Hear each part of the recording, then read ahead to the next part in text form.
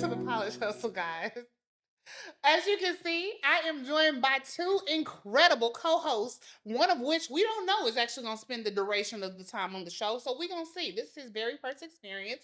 Shout out to Halo DeBarkis for his very first premiere experience. So we're hoping to make Halo a consistent part of the show. But it's not about us. Today, honey, I am here with the illustrious, the incredible, the hilarious, the unpredictable Jamisha Daniels. Hey, friend. Am I a stand-up comedian? Baby, listen, depending on who you ask. Depending on who you ask. Girl, I feel like I just was gonna walk out to a step show. Baby, listen, look, that means I did it right. I done did it right. Oh my gosh. Bless you. Right, I don't think that was a sneeze. I don't know what that was. How you doing, friend? I'm doing well. How are you? I'm doing pretty good. I cannot complain. Honey, it's been a long time coming to this point. Yes. Yes. It has. Yes. Yes. I mean, friend, what's the storyline of how we actually met before we get into the logistics? So I feel like I've known you outside. Like I actually tell our mutual friend all the time. I feel like I met Envy before, but I don't know where, and I'm unsure. I feel like I've met so many people, but I always remember. But also, like you don't realize how long ago 2008 was. Life was so different then. Honey. So there's that. But we have a mutual friend, a hilarious mutual friend. We ended up on trips together. Yes. We have had some times, uh, and we was there for my birthday where the bus fell off of the wine bus. The door fell off the door bus. fell off of the wine bus. I'm sorry. It was a great, hilarious day. It was. The day just kept getting funnier, but we rolled with those punches. We ended up on a party bus, and the rest will not be told. Honey, listen, it was a good time. It was a good time. It was a good time. Trying to pass a pint of Don Julio on a bumpy bus. So you getting too close to the story? It's getting too close. Okay, we got sponsors. That's okay. Nothing more, nothing less. But yeah, so Amber and I have crossed each other's paths plenty of times, and any time is always a good time. It's always a good time. Always a privilege and a pleasure, friend. Absolutely. Always. Yes, yes. I am so excited to have you here because we share this beautiful commonality that we have both embarked on this year, friend. We both decided to knock on the podcast door and into the podcast world. Yes. Yes. Yes, I actually was pushed into mine. I didn't really knock on the door. The door kind of fell on me. So, yeah. But here we are. I mean, well, hey, listen, I electively walked through it and was like, okay, okay. I mean, you know, it's been a process, but a beautiful process nonetheless. Yeah, for sure. So tell me, give me a bit more vitality. Tell me a lot more about your podcast. What is it? What's the name of it? And what's the platform for? Yeah, absolutely. So, just to be funny, well, first things first, I have like It Must Be started off just as like I had a friend who's when in college, my Twitter name was It Must Be Jam, and so she would jump and bust into my house. And she would be like, "It must be Jam." Like the way she would say it would be hilarious. And so I just stuck with it. And I had a website. I'm a freelance entertainment journalist. So I had a blog that was the Millennial Happy Hour. And so from there, I decided to keep It Must Be going. I lost access to my original Instagram, which I'm still hurt about. But so I ended up naming the podcast It Must Be Another Podcast. And I asked a couple of friends, and they thought it was really cool because clearly we know that podcast mics are hitting the streets. Listen. Like cracking 80s. Listen, baby. Everyone has one. Okay? Everybody named mama and they cat. Yes. Okay. But I wanted to provide a platform that kind of gave me an opportunity to showcase my expertise and to show that like I wasn't just yapping, I was yapping with a cause. Because I do speak fluent Japanese, but that's okay. I know that's right.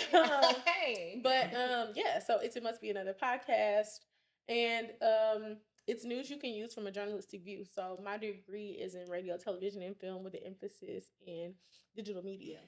And the beauty of being a journalist, I feel like when you pursue your degree in journalism, you have to learn a little bit about a lot of things because you have to understand like the ethics behind all these things. And to be honest, I realized that we are in a literacy crisis right now. Mm. And people don't understand the difference between blogs and actual media. And to be honest, there is a certain responsibility that I feel like the media really isn't, mainstream media really isn't holding on to. They aren't really taking a lot of their stories seriously. So I wanted to, debunk some myths that were going on. I feel like, especially with AI right now, I always have friends or family or whatever like showing me AI videos or like that, or between that, I'm like, that's not real. And also just like stories that are going out all the time that are not real, or like because we have so many, like anyone can get online now and post an image with big text and it looks as if it's, so people believe it, like. Exactly. And so I wanted to do that, but I also wanted to like cover stories that we are missing out on. Black legacy media is really, it's, we're losing ownership of our brands that we've grown up with. So I wanted to just kind of, put my best foot forward and try to bring a voice to something that I love doing. I mean, well, you hit so many quality points inside of that. First of all, the reality is that people have the attention span of a gnat these days. So when you are going into the depth of a lot of these conversations, it is really important to hit those main points off top.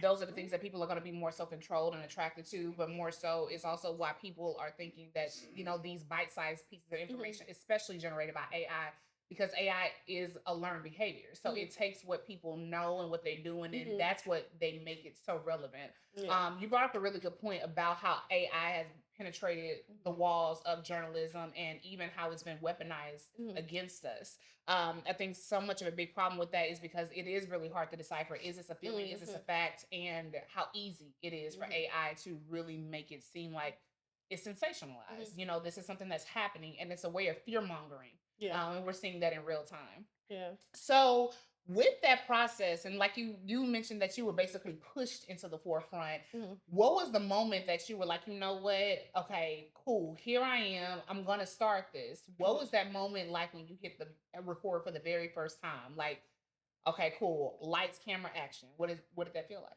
Yeah. So it felt like, what the hell am I doing? Nobody's gonna care. And to be honest, I do deal with a lot of imposter syndrome, to be honest. Um, so yeah, I ended up even having the podcast because I have two friends. I actually, at the top of the year, actually January 2nd, I was meeting with two of my friends to be a dot connector because my friend Kim, shout out to Kim, she owns Double Lux Candles. Shameless plug. Best candles you ever smell. Black owned business. They smell amazing. DFW base. You can pick them up. They're in stores.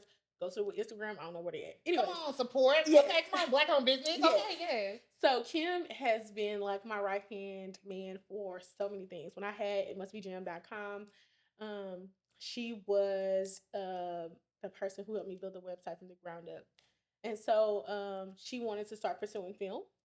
And I have a friend, Jessica Mitchell, director Jess, currently has a short film on Amazon right now. I know that's right. It's called Colorway. You can look that up. So watch it. It's amazing. It's like the black version of Freaky Friday. So I put Kim and Jessica in the same room as well as my cousin Megan, who just graduated college. And I put them together because they were, one of them has made a short film, Colorway, and the other one had an interest in film. And my cousin just graduated from college for film. She has a master's degree in film. And the meeting was to bring these black women who love film together because I am the middleman for this. The meeting turned into, all right, yeah, so we're gonna make your podcast. And I was like, so yeah, we were trying to. I was trying to. I didn't come here for that. I was trying to help y'all marketing. Like, let's do a premiere of a film. I don't know how we got here, but I like. They were just like, again, Kim has been telling me since 2017 that I should start a podcast, and so we started just the planning process then. And I was like, oh wow, okay, cool. So we set out with launching on my birthday. We had a couple of hiccups on the way to that, and we ended up launching it on my friend who passed away's birthday. But even just like recording, we had recorded the episode like a month before, but trying to get like the the logo created. My cousin Lauren ended up doing that as well. So it's really just like being in house, and like I said before, the beauty of being around so many amazing people. Issa Rae said that we forget that sometimes networking across is how you can succeed because we're always trying to network up. Yeah. And I learned in my 20s that networking up sometimes can be smoke and mirrors. People will have a lot of things that are appealing to the eye, but when you get down to the granular, there's not actually not a lot of things going on. It's just a lot of hearsay and being able to speak about things, but having a support system of those people pushed me to be able to do it. And we're still rolling, we're still learning, we're still trying to get everything going. And that's a blessing. It's a blessing, especially knowing that when you mentioned, it started in one place. It really didn't start as an idea that this is what we're going to do, but knowing that it gave birth to something much bigger.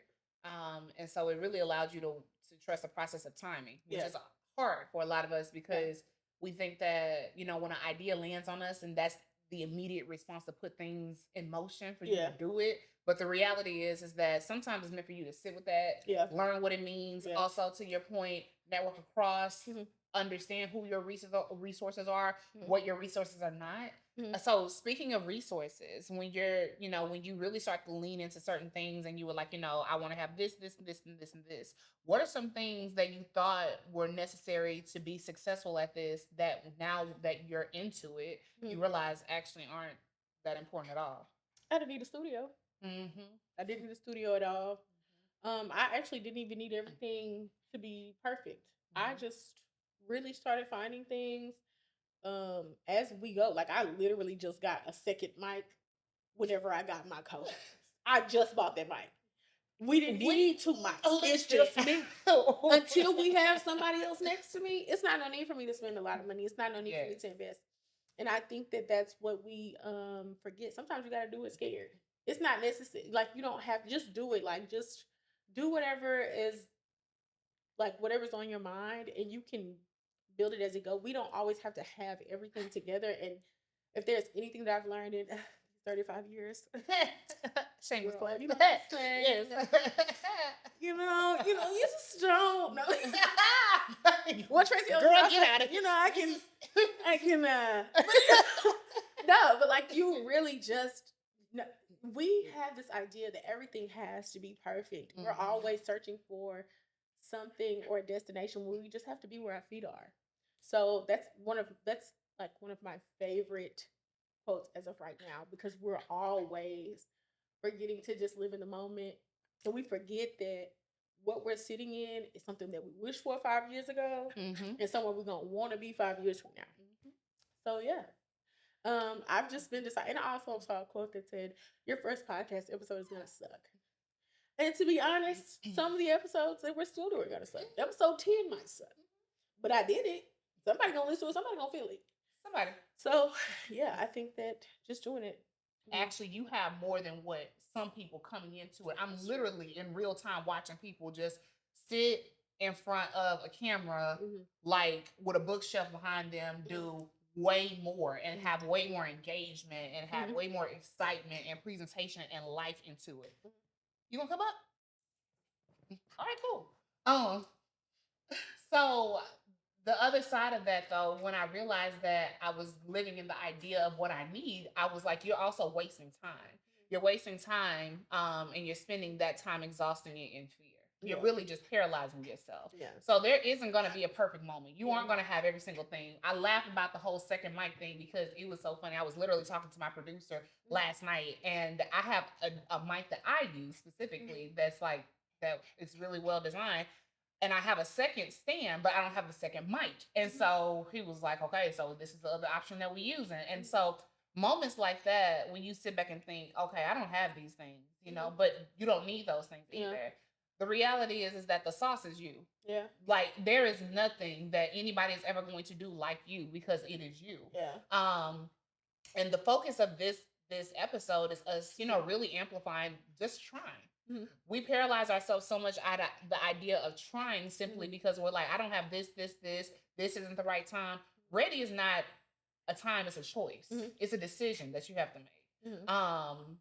The first episode, you're gonna talk a lot. the 15th episode, you're gonna think, okay, is this perfect lighting? It's just so many Yeah. compartments inside of it that you find yourself having to struggle with Yeah. before you're like, what's the perfect sauce? Yes. So with that and knowing, and you mentioned that there are some times when you have imposter syndrome. Mhm. How do you find the opportunity to gain strength and confidence when you do have to pull yourself through those specific trenches? Well, first thing, just piggybacking off our previous conversation, it popped into my head that one of my favorite PR girlies, her name is Sakita Holly. I followed her for years. Her first, I don't know if she still does the podcast. It was called Stilettos, and I can't remember, but she's a PR agent, amazing PR agent. And her first podcast episode called "Done is Better Than Perfect." And I listen to that episode all the time because she talks about so many things, not even to do with podcasting, just life. She was like, I decided I want to do a podcast. I grabbed my iPhone headphones. I started talking. That was it. But in terms of imposter syndrome, to be honest, I have a really good village of people who will always pour into me whenever I like get into that weird like space of feeling like no one cares or all these things, and they will root for me no matter what insane idea I decide to do. I come up with a new like I've been like coming up with something new since like I was 18 probably. But also I'm a Leo, so having confidence. I just wake up with it. I just wake up. I'm a Capricorn. It's just I don't. What are you talking about? I This is just wake up. It's just it's just life. It's just life. Yeah. Yeah, but yeah, I honestly I feel like sometimes it's just a part of it. Like it's just like sometimes I feel like I'm Eeyore. And then I'm like, you know what, girl? You know how it's like, I'm gonna give you 5 minutes. And I have a lot of friends who will say that. I'm gonna give you until the end of the day.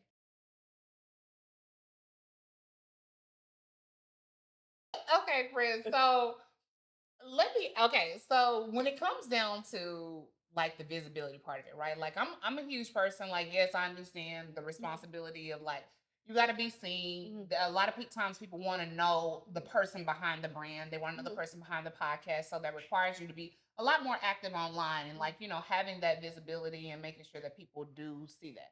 But a part of me struggles with that because I'm, for the most part, a very private person. Like, I don't announce when I do stuff. I usually just do it and it's out there. Case in point with the podcast and this just kind of more recluse. So I've had to learn how to step more into it, even being intentional as like posting on my stories.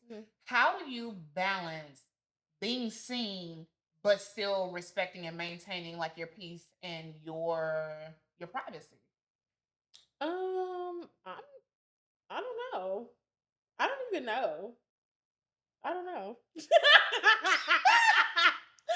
She's so serious too. Like I feel like as soon as she was like, I don't know, I was like, I know there's no answer coming behind it. Like I know her well enough to be like this. She's not lying. Yeah, I don't have any idea because I don't know what people perceive of me online. Like I feel like I just be doing anything. And that's how I feel. Like I'm like, I'm gonna just put it out there. Like I'm not actually asking for any type of opinion behind it. Yeah. But I don't like. Okay. Let me zoom in. Like you know how some people like they put their whole life story up and you be like, bruh. Yeah, I'm not doing that. Ain't no way. Like I think that to be honest, I'm used.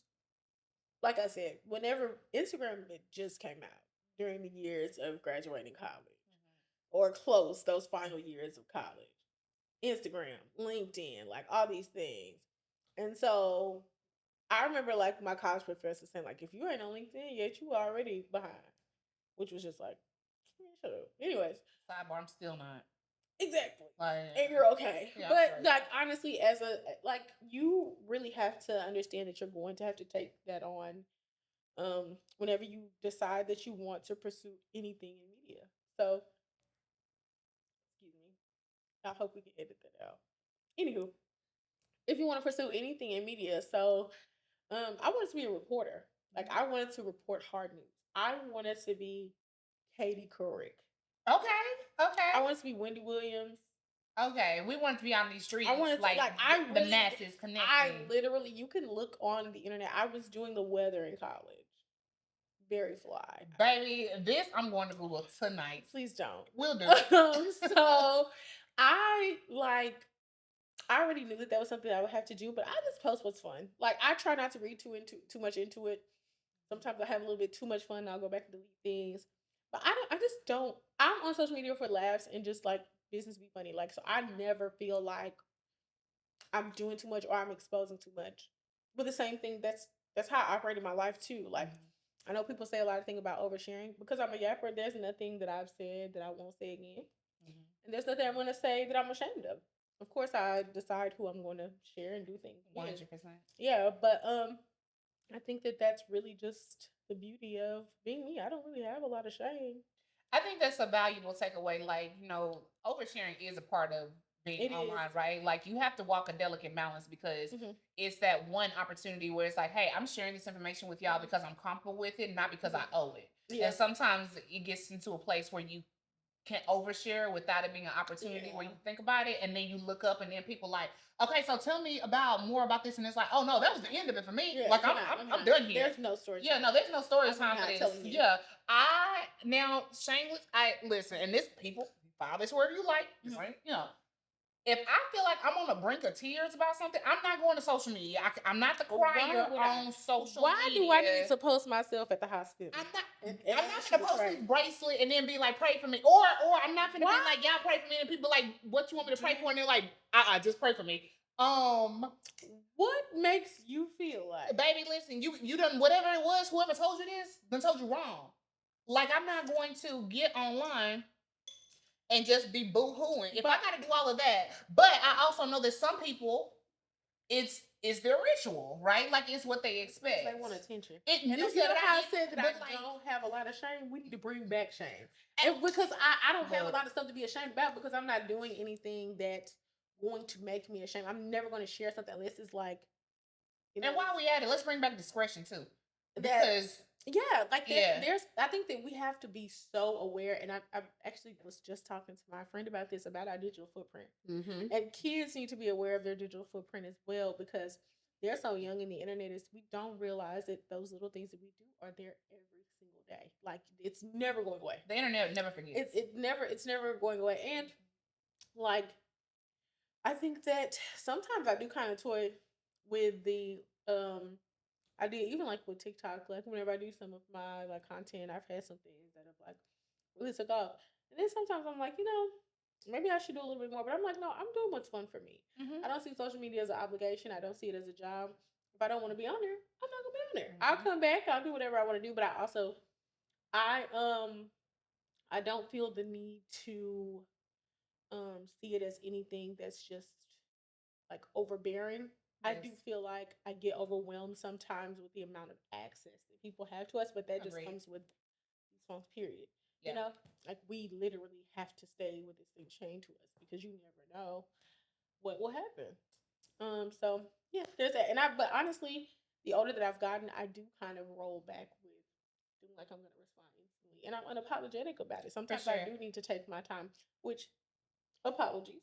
But I get overwhelmed. I get overwhelmed. And I'm not apologizing. Yeah. I'm not apologizing. Yeah. Honestly, like it's very overwhelming, especially when you really, really think about the amount of communication we are emailing at work. We are emailing and instant messaging at work. We have people who are calling and texting us. We have to go home. We have to call and text. And like I said, I'm a freelance journalist, so I also have to do follow up emails when I get home. I have to do other things with the podcast. I got to do other things with that. Even like trying to have that good like tie between the social media platform, all these other things. If I see something going on, and maintain a social life too. And I'm just a social person, but also like the older that I'm getting, the more I'm like, yeah. To kind of piggyback into a point that we made earlier when we were talking about like the open space where we have so many podcasts that are available, right? And I remember when I first decided the whole concept about the podcast, I was intentional, like, hey, I don't want this to be another voice in the room. I actually want, if I'm gonna do this, I want to do it to contribute to a space to add value. If I can't add value, I don't want to do it.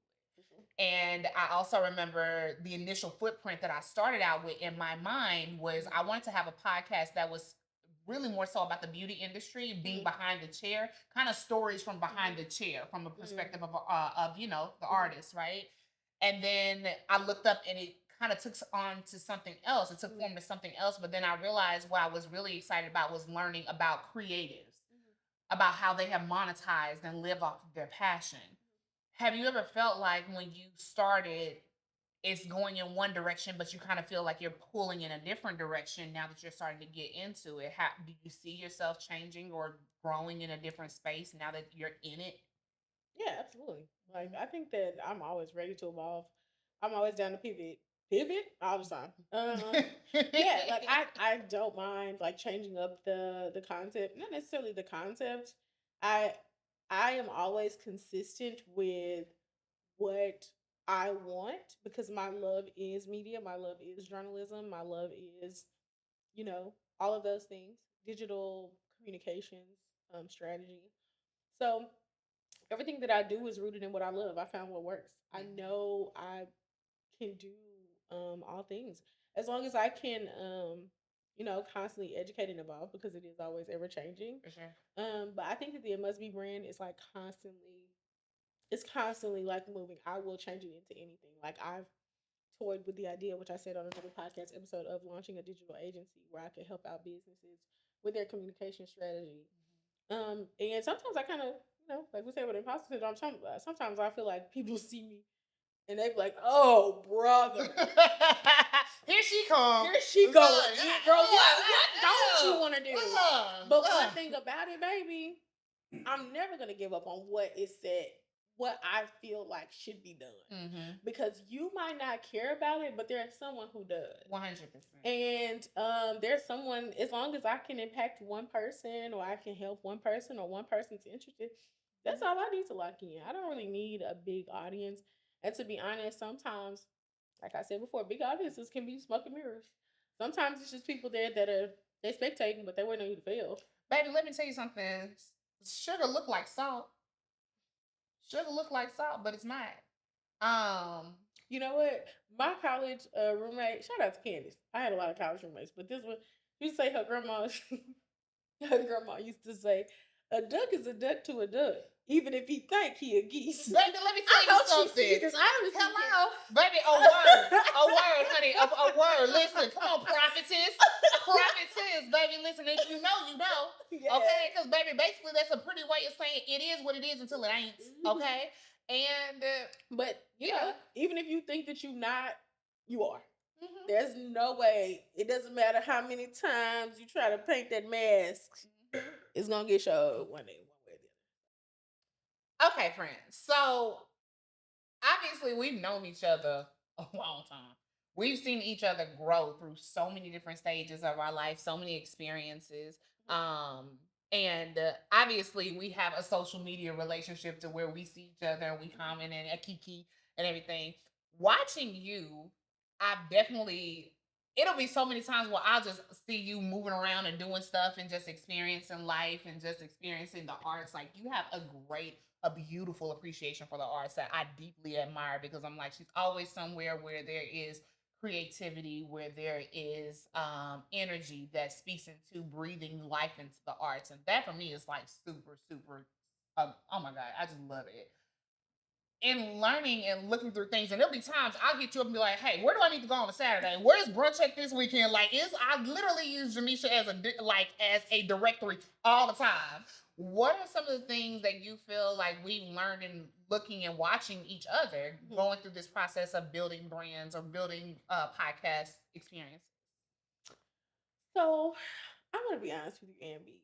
You still working through a global pandemic, getting on them flights was crazy. I was like, this lady is.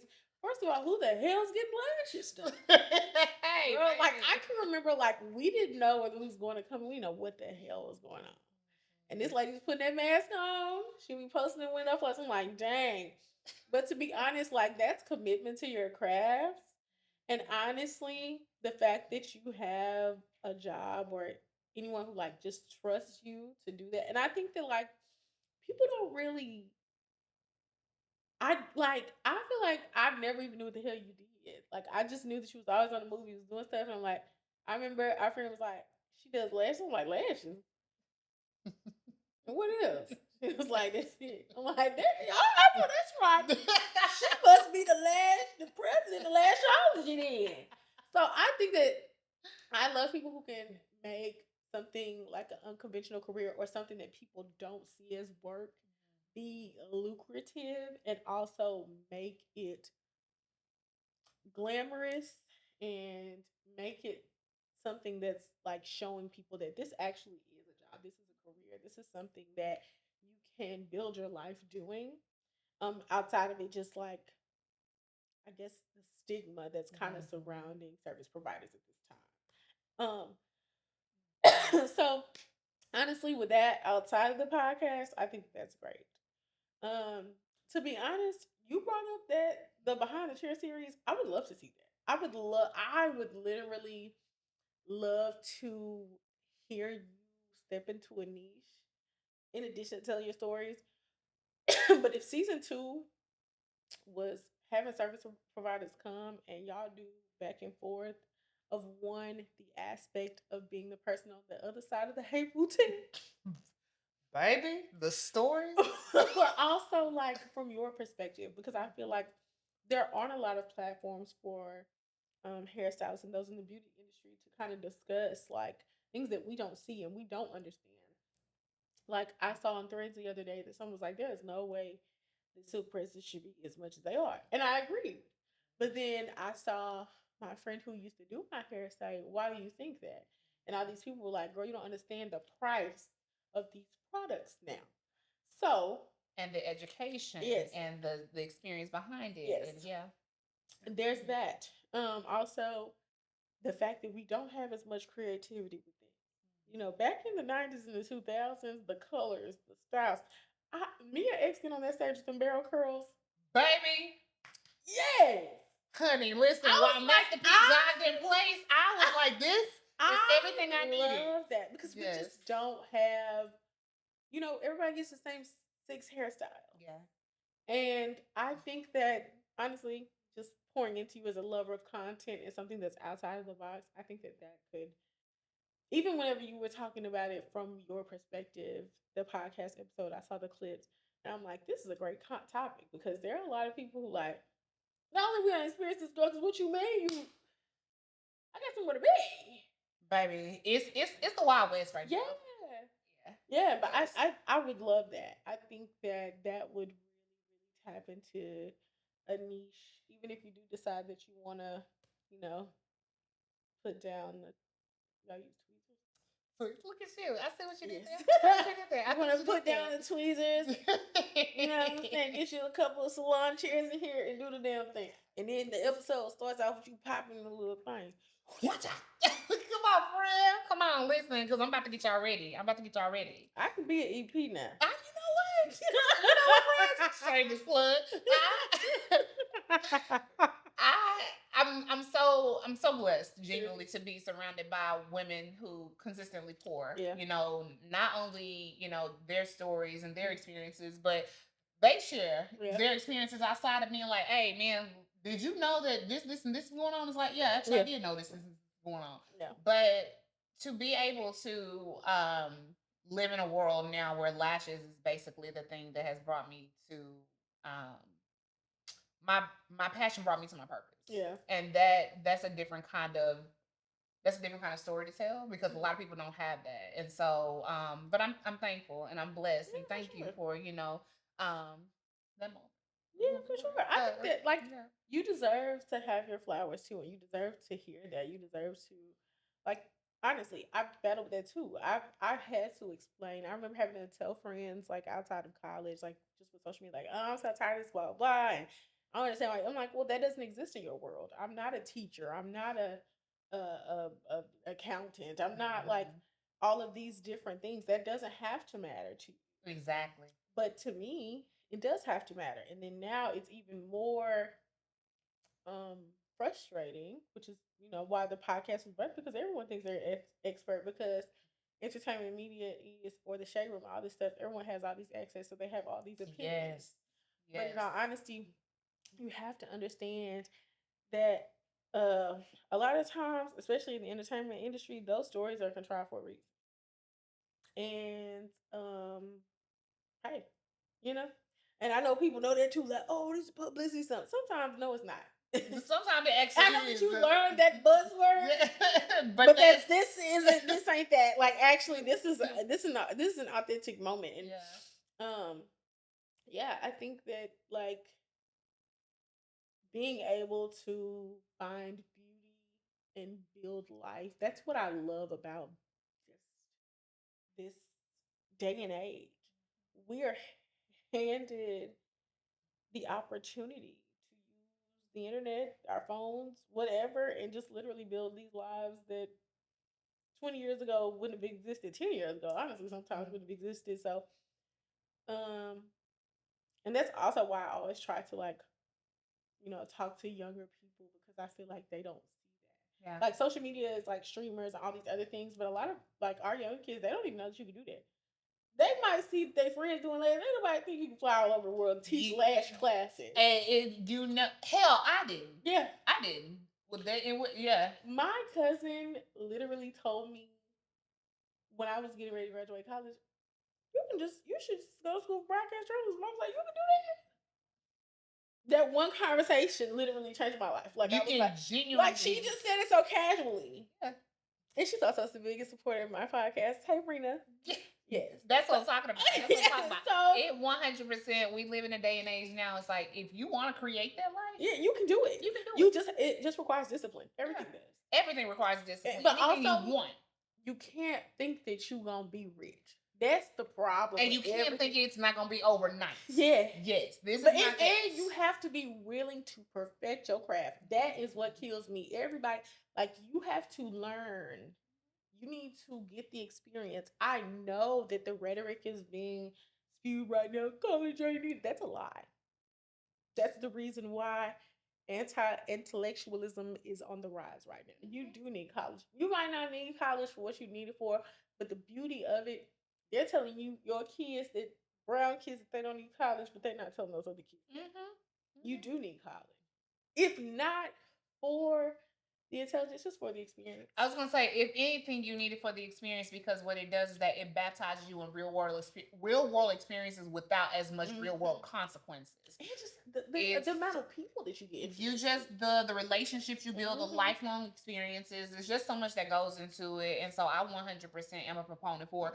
Don't live into this idea like you can just have this instant life overnight, because that's really what social media has done a good job of, just glamorizing instant gratification, that you too can just make $1 million out the gate. You can have all these followers. Everybody wants to be rich. You don't have to be rich, baby. Go ahead. But what would you say at this point that you would want in this particular season of your life, all things considered? Career, the woman you are, podcast, everything. What do you want people to see in this season of your life about you? I just want them to see that I am a lover of words. Yeah, no, I want for them to just see that, like, I'm very passionate about trying to like tell the truth and like get really cool stories out. I am always trying to like introduce people to new things and just like find stories that we don't see on our timeline all the time. And so in this season, I just want for people to like understand that I am like back to tell the stories that people love to read or they love to hear. And I may not be perfect with those, but I do my best to make sure that you're entertained one way or the other. And I always want something that people can like share links to, or like, I just like to be a person who just gives information or like fun facts. And that's how I start off every podcast episode. We start off with the fun facts, and then that like goes into the actual theme of the podcast. So yeah, I just want people to read my content. Okay, Google me. Where can people find you? You can find me on Instagram at it must be jam 2 underscores. If you work for Instagram, I have another page. It must be jam underscore, and they won't get my password. Y'all get that girl a page back. Please get that baby page back. Get that girl a page back. We heard about it since 95. Get that girl a page back, please. The crazy thing, I joke about that, but I'm like, y'all, when I started in my 20s, it was like doing all this. I met so many I people remember in your page. business contacts. Mhm. Like in my 20s, I'm like, dang, I really do miss that page just because of like the amount of people that you don't realize like it's outside of the mind. But also, I'm cool with the little page I got now. Not the little page I got now. Little It do what it's supposed to. It doing it's supposed to, and people interact, and I think the engagement is actually up. Like Yeah. even though I don't have as many followers, like looking at the numbers are showing that people are watching and they're seeing it. So that's good. I have TikTok. It's a Must Be Jam as well. Threads, and I also have Substack. You can find me on Must Be Jam on Substack. I'm gonna actually lean into creating more content on there and writing more articles. Um, I know that a lot of people are going back to kind of that era. So I kind of want to start a little bit of pouring back into that and like trying to start like little content series, even if it's just little thoughts, or maybe leaning more into like what I do in the corporate world or my love of marketing or things like that. So you can find me and It Must Be Jam on all things. I love that. I love that. And then it's another podcast. It must be another podcast. Yes. And we can find out what platform. It Must Be Another Podcast is on YouTube. You can watch the video on YouTube. Like I do visuals, and then you can also just listen to it on Spotify and Apple Music. So It Must Be Another Podcast, Spotify, Apple Music, YouTube, Spotify, Apple Music. It Must Be Another Podcast, hosted by Jamisha Daniels. News you can use from a journalistic view. Come on, elevator pitch. I like that. I like what you did there. Yes. Finish the statement or finish the sentence. Mm-hmm. The hustle is always worth it when the hustle is always worth it when you are happy with it. As long as you're happy with the product, the hustle's worth it. It doesn't matter about what everyone else is saying. So yeah, as long as you can stand up and cheer for yourself, the hustle's worth it. It's always worth it, baby. And even when it get there, guess what? You can polish it. Baby, every time. I see what you did there. Baby. Come on. Come on. Marketing and PR, yes. Girl, it has been nothing short of a pleasure and a privilege to have you, girl. This has been the perfect polish to, baby, that glass is empty. Empty, baby. Yes. Empty. This is our season finale. So to literally land, book, to the Barkis. I don't know if the Barkis will be back next season. We'll see. It's gonna be some training camp in between all of that, and he won't look like this. But it has been nothing short of a privilege and a pleasure because friend, again, before all of this started, we were who we were with two young girls just laughing, kikiing, tripping, having fun, and now we look up Vegas, what? Vegas? We done been to Meg Thee Stallion concerts. We done been to dinners. We done life. We saw Travis Scott. We did. We got stuck in the pool. We were at Plies pool party in Vegas. That was a fun time. We had a time. You know what? We can actually cut the camera. Because I try to get some sponsorships. I will see y'all in the next episode, next season, right here on the College Hustle. Take care and be safe, y'all. Say bye to Blackie. Say bye. Book. Bye, y'all. Friend, we did it. Get your ass off me. We did it. Hey, book.